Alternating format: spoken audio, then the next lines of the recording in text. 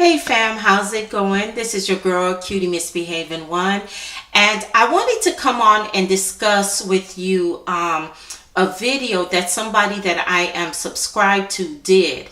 The video was titled, "Would you marry somebody broke?" Now, I don't want to say that person's name because I didn't ask them for permission. And really, the video is not about them and their answer. It's really about me and my answer. I'm answering for where I am now in life.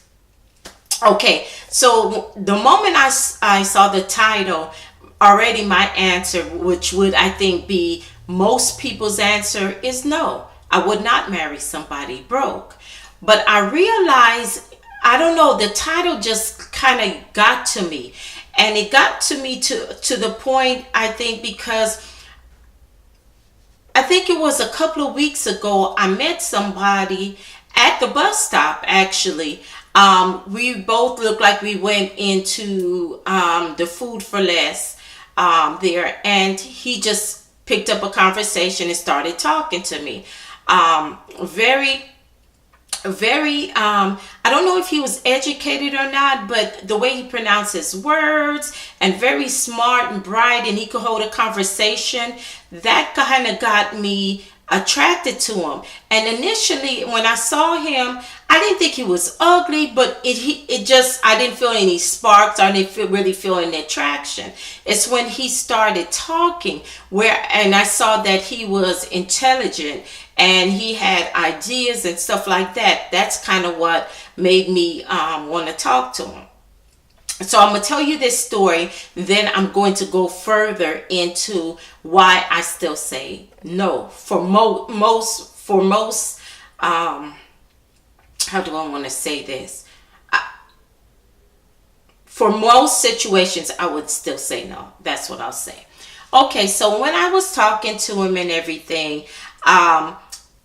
he was talking like he was kind of interested, because at first I thought he was just shooting the breeze and what have you and being nice, because there was no seats there for me to sit down. And he was like, let me give you my seat. And I was like, no, that's all right. And he was like, no. I said, no, that's all right. I was hoping the lady that was taking two seats would have at least allowed me to put my bag at a little close to hers. And so after he insisted, I was like, okay, thank you. And I didn't sit down. I just put my bag there. It was kind of heavy. And so me and him started to talk and everything. And so at one point, I'm like, you're not trying to talk to me, are you? And he was like, what if I am? He said, ain't that all right? And I start laughing. And then we start talking. And it got around to him asking me for what I do, and I asked him what he did, and he was telling me that he didn't have a job right now, that he was getting one next month. And the job he was talking about is like an executive job. And I did judge the looks of him. He looked nice and neat, but it wasn't the latest type of clothes. And the way he was talking, I didn't think that he had the qualifications or the education to have that type of job. And when I talked to him, I found out I was right. He didn't really have that. And it was like a big job he's talking about, working for Metro, and they're going to hire him, but it's because he doesn't have a car right now. And I'm thinking in my mind, you have Uber, you have Lyft, you have the bus. If they want you to have a car, you're a man. You don't have like a friend or something, or a family member that you can make a deal with to borrow maybe their second car, and to pay them a little something to drive it until you get your first check. And then because the job he's talking about, he would be making some really good money. So anyway, I did tell him, look, I have this 90-day rule. We'll have to go to the clinic, and, we both get checked out at the same time and stuff like this. And he was like, oh, cool. He said, oh, I could do that. That's fine, everything. And I'm like, yeah, okay, we'll see. So when I was getting off the bus, I went ahead and I gave him my number. Real quick, he asked for it, and so he was asking for paper and pen. I was like, no. If you want this number and you're really interested in talking to me or calling me, you will remember. He quickly got a pen, got a paper, and got it, and I got off. I didn't hear from him until the second day, and he was telling me that he had just met me yesterday. So it could be, knowing me with my cell phone, it could be that he had called. After that, I hadn't heard anything from him.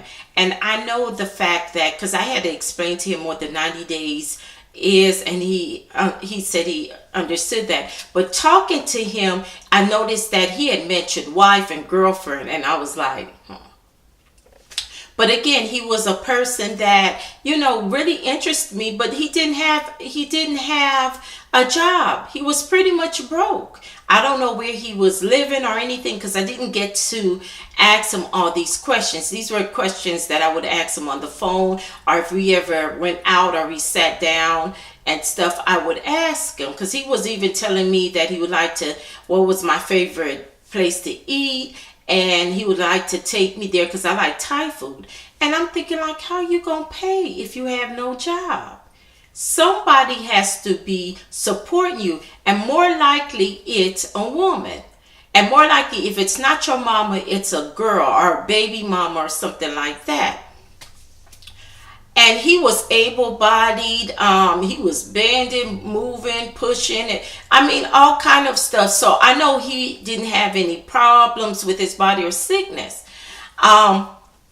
And I already kind of knew that I just wasn't interested in a man like that. I would understand if you're in the hospital or you had a disability or something. But I'm sure if that was the case, he would have said it. So going back to what the person said, the only way I could see myself really dating somebody broke is if it's somebody that I've known in my past and I dated and we had a fairly good relationship. And I know this person that when they had it, they shared it. I didn't have to worry about certain things with them. They were a man, a stand-up guy, because I'm heterosexual. And so that's what I would be looking for, a man like that.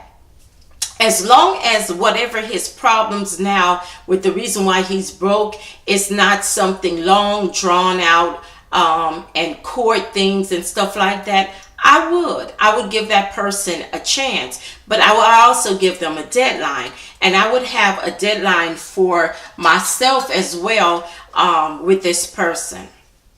My eyes is bothering me a little bit, so excuse me, I'll put on my little glasses.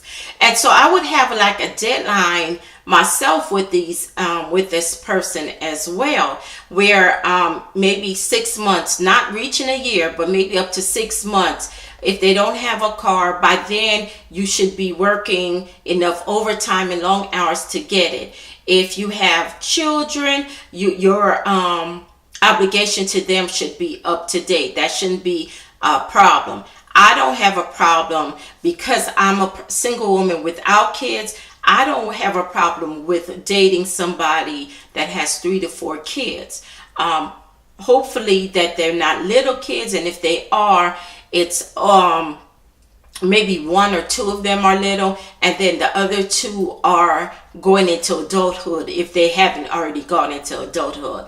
So, I like to kind of be fair because, even though I had my life on hold for a couple of years due to personal reasons, that don't mean that other people had to do that same thing and has had their life on hold in certain instances. So I'm fine with that.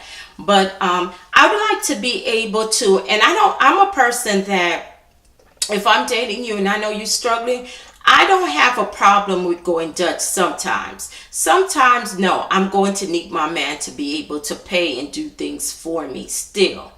Broke or not, you're going to have to save up some type of way. And this is why it's important to me that whoever I get with has a job. I don't care if the job is at McDonald's. I just want somebody who has that McDonald's job, but you also have potential and you have a plan. And I would like to see what the plan is. And I want to know that, every so often, every week or weeks, you are doing steps to reach to this particular goal. The men that I prefer dating are men maybe 10 years younger than me, or my age, or a little bit older than me. I'm in my 40s, so I wouldn't mind dating somebody like maybe 35. And then the oldest, excuse me, maybe in their 50s, not quite 60 type of thing. So, I know at this point, really men my age and older should be established. Even the younger ones in their 30s should be established. But, because I'm not necessarily where I want to be, I'm not going to look down on somebody who, who is down on their face pretty much. I'm going to give that person a little chance. So here's my question to you. My eyes is bothering me, you guys. Sorry for keep on putting these glasses on and taking them off.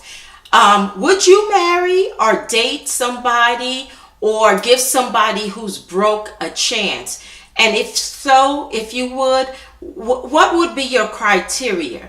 What would you not deal with or want that person that is broke to at least have? Would you expect them to have at least a job where they can take care of themselves? Because that's what I would want. When you speak of broke, I don't want somebody who just don't have a job, period. Along with that, having a job, is them having transportation a deal breaker for you? Or is it something that you feel that you can work out with them for a limited time? Would you want somebody who had a lot of kids, or maybe one or two? Or, how would you feel about dating and accepting somebody who really doesn't have it right now in their life, in your life? Okay, you guys, so this is a question for all of you that are listening. Even if you're passing by, just answer the question. I would love to hear your response, because I like to communicate with you guys, because it gives me kind of, new ideas, and let me know, things that I can probably do better or incorporate in my life. So I thank you guys for watching. Please don't forget to hit the thumbs up, to subscribe and rate. And ring that bell. I didn't mean to hit the thumbs up. Anyway, thank you guys for watching, and I will see you in the next video. Smooches, and bye for now.